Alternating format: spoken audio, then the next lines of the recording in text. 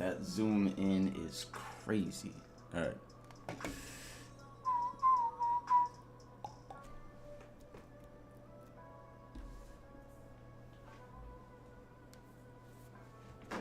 Hey, yo, Jared, what up?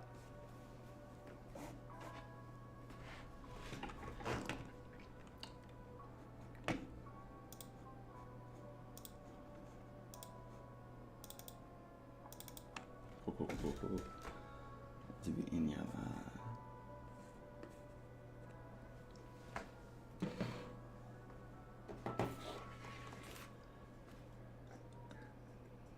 Yo, Jared, join again? I'm trying to make you join in this shit. Hey, Az, what up?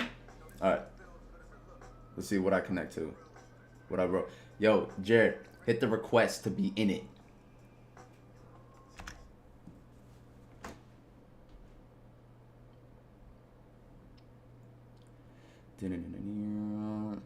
AOB, what's up? Good morning. Gym morning. We got Crutch. Alright, so I want, for the 3 people that are in here, I'm going to start doing Q&As in like a minute. I have a bunch of questions from my computer. So what I have right now is Instagram, and then on my computer with my backup ugly ass. Hold up. Let me back this up a little bit. Is that better? Is that better? Marlon, shut up. I'm driving at work. I got headphones in. Hey, Marlon, request real quick to come in. Tobias, what's up? Good afternoon from the other side of the planet.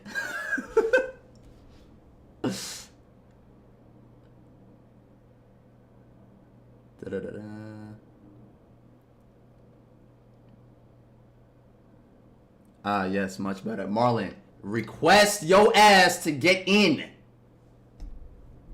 I'm trying to make this short and sweet, like you, but you're not sweet. No, I'm about to meditate and get my zen on. All right, fuck you. All right, listen, I'm gonna start with Incredible Folk. What's up, man?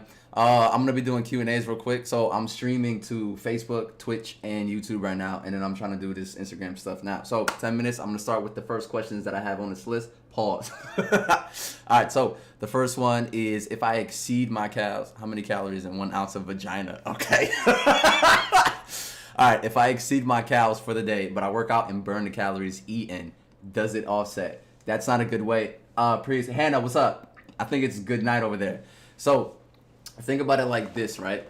If, how do I say this? You can only effectively burn about 10, maybe 15% of your calories through exercise. So if you have a set number of calories for the day and you go over that, and then your mindset is, I'm gonna work out as hard as I can to burn those calories, I don't think that's a smart idea, because then it becomes like a hamster in a wheel where you're trying to, you're working out just so you can eat the foods you enjoy, as opposed to tracking your calories for the day and then doing it that way, which I think would be a lot smarter. Hey, Hannah. Hey, yo, Phil, what up? Who's in here? Ryan, what's up, man? So second option is second question. Vegan protein options, bro. Wife ain't letting no meat come in the house. So I did a quick research on what plant protein powders that are really, really good. Pea protein, brown rice, pumpkin seed, and sacha inchi. I'm not vegan, so I have no idea. I have one vegan client, and she orders, can I use the electric AB belt to get a 6-pack? Phil, shut up. You've been in the military. You know, you have discipline, so stop being a little B word. So like I was saying, I have one client now who is vegan, and she orders she has she has pea protein. But then the protein that she uses for post-workout is from First Form. So that's pretty much it. I'm not a vegan person. I can't really give you good answers like that. But I did a quick research. And again, best protein options, best protein powder options. Pea protein, brown rice, pumpkin seed, sacha. Yo, Ez, can you tell me if the mic is good, the volume and all that? All right. Third question. Can you sum up, explain intermittent fasting? All right, so think of it like this. Intermittent fasting is a tool to limit your feeding window. So it's like how many hours you spend eating. Intermittent fasting, I would say when I started out, I started doing it for 12 and 12. So it was 12 hours not eating, 12 hours eating. and then you can push it up to limit that window. And for me, I'm a person where I like, Mike is good, all right? I'm a person where I like eating big ass meals and feeling pregnant. That's just what I'm used to. So right now, what I'm doing is I'm drinking coffee, and I'm gonna have a second cup of coffee after this. Phil, quit. I'm gonna get your ass to PT. I'm gonna be drinking coffee until it's time to eat, and then I'm gonna break my fast with a protein shake, and then I'm gonna start having like meal foods, solid foods, right? So intermittent fasting is a tool that you can use to help lose weight. What else? That's pretty much it. It's like don't have any calories, and then you can use coffee and water to suppress your appetite, water to kind of fill you up so you just don't eat food. And that's pretty much it. I can add a story to that where it's like when I discovered that, I thought it was the end all be all. I thought it was amazing. I thought it was going to be the hack to losing weight. And here's the thing. Here's the bad thing that I've experienced when I've been doing intermittent fasting is you try and stretch that window for as long as you can. And I think the most I ever did was 20 hours. But when the longer I do not eat, the more irritable I get and the more upset and emotional, and the little things tick me off. So use intermittent fasting as a tool to help you limit the amount of food that you're eating so it can help you in losing weight. But it's not magic. Mar, I'm giving Abel a chat boost with my 2 cents. He asked for 1%. I give it to appreciate me. Yo, Phil, let's try to get some Call of Duty before I head out to Michigan. All right, being skinny in my arms and legs and then having fat on my stomach, okay? I'm trying to understand this question. Skinny in my arms and legs, da-da-da-da. I think this comes down to, in fact, I be getting pumped in the when I don't eat.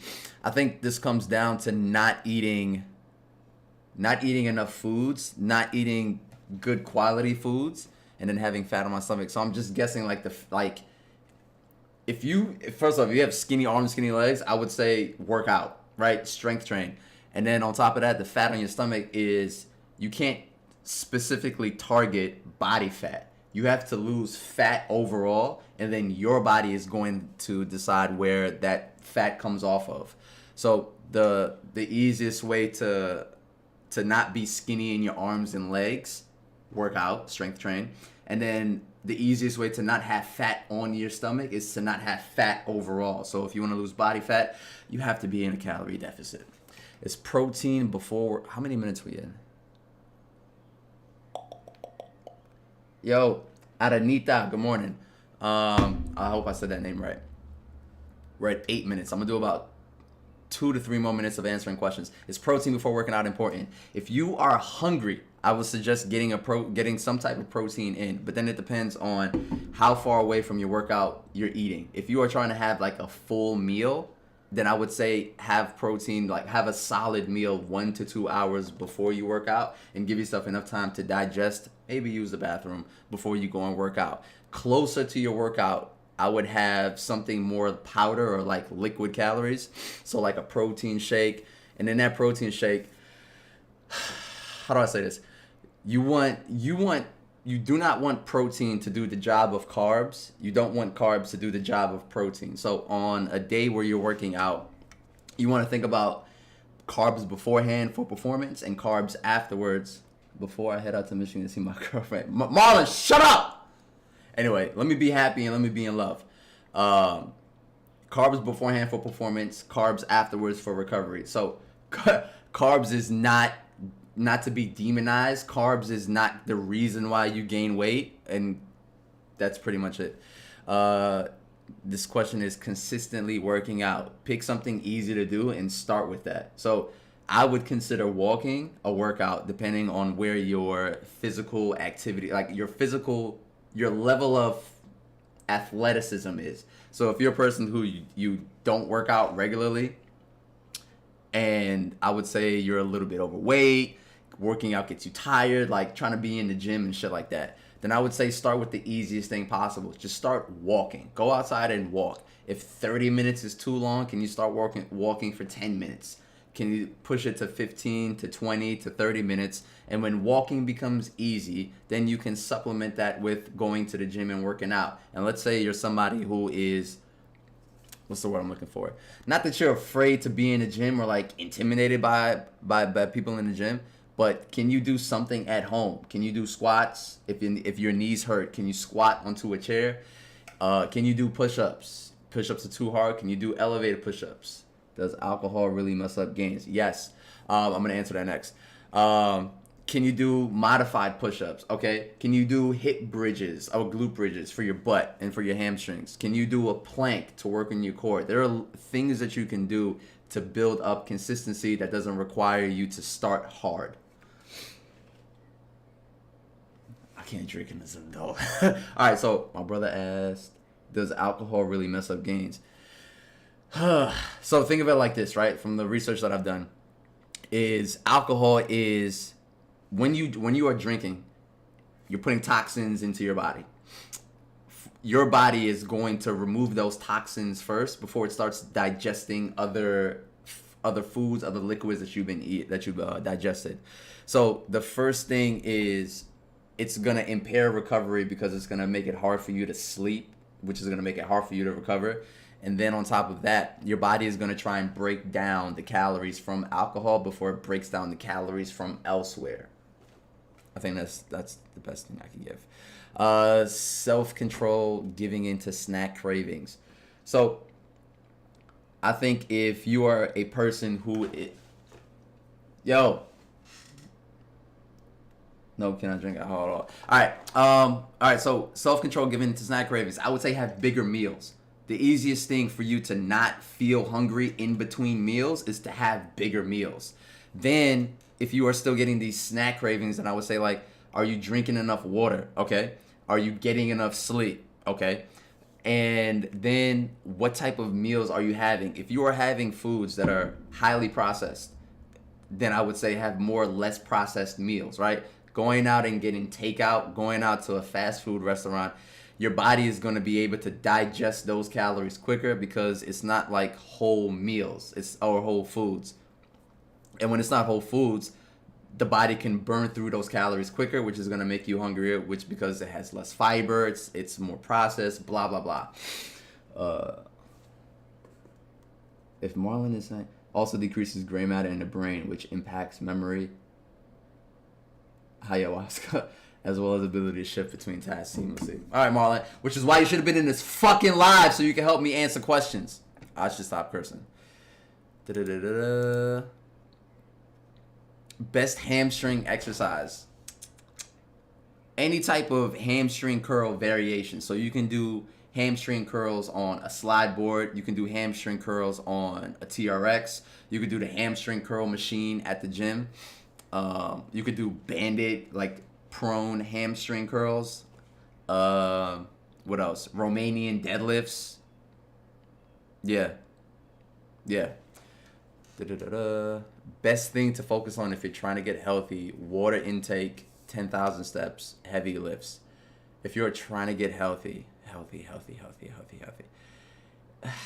For a person who's asking this question, I would say look at your routine. If you are worried about your water intake, is your piss yellow? If it's yellow, drink more water. If you are not getting 10,000 steps, and 10,000 steps is hard for you to achieve, can you start with 5,000 steps? And then can you go to 6,000, 7,000, 8,000, and then increase it over time? And then for heavy lifts, you should be working out at an intensity where the weights that you're lifting is challenging but doable. You don't want to feel... The goal of going and work out is not trying to make your body as sore, as tired as possible. You're not trying to get as sweaty and as out of breath as possible. The point of going to the gym and strength training is to get stronger, is to build strength. So, yeah. All right. This is the last question. How many calories do you think you burn working out? Another irrelevant question, because any activity tracker that you use to measure output is not going to be accurate. So if it's not accurate, the reason why it's not accurate is just you would need wires and things hooked up to you in a lab in order for you to accurately assess how many calories you're burning. It's just when you have these things like on your wrist or things on your heart or anywhere on your body, it is trying to measure your heart rate, but it doesn't know what type of exercise you're doing. So you're gonna burn different calories if you were doing cardio, if you were doing strength training, if it depends on the activity, right? And then even in the activity, then for the person, it's like at what level of physical activity are you at? Are you somebody that are you well conditioned? Are you poor conditioned? What else? So I wouldn't worry about the calories that you burn working out. I would worry about the calories that you're intaking on a daily basis, because about 85% of the calories you are going to burn is going to come from nutrition. Then 5 to 10% or 5 to 15% is going to be coming from activity. You have eat and you have neat. And eat is, think of it as like planned workouts, and neat is non-planned workouts. So all of the movements that I'm doing here with my hands, I'm burning calories. The thinking that I'm doing for these questions, I'm burning calories. The talking is burning calories. If I stand up, if I get down, if I walk anywhere, if I go to the bathroom, I'm burning calories. That's neat. But yeah, that's not an effective, a smart way to think about burning calories. All right. 17 minutes. And I said this was going to be 10 minutes. Another way that I under promise and over deliver. Yo, Az, Marlon, Hannah, Phil. I'm trying to think who was in here. Thank you guys.